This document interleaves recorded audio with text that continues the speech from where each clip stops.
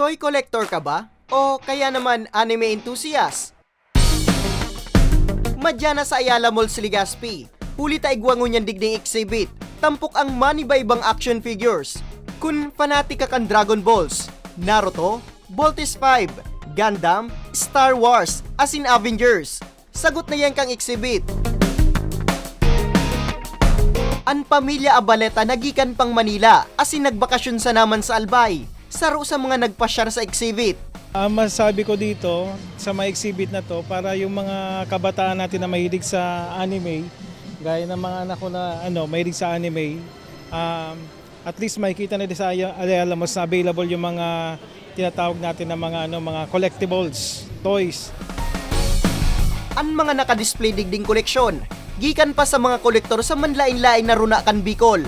May temang exhibit na HabiesCon 2023. Sigun sa organizer kaning si James Luis Itiage, 18 ang exhibitor ang kabali sa exhibit na siring niya na saro man na toy collector. So plus 1 ako, 18 na yan. So yan, halos marami talagang nag-ano ngayon kasi ilang buwan din na walang event. So yun, ginanap din namin yung opportunity para makapag-event dito sa Ayala Mall. Very thankful ako sa Ayala Mall, Legazpi City. So, pagbigay sa amin ng opportunity na makapag-display kami ulit dito sa kanilang activity center. Apwera sa mga nakadisplay na action figures, may mga mababakal man digding anime merchandise. Saro sa mga nagpapabakal kani si J. Radoncillo na nagdayo pa gikan probinsya ning Sorsogon.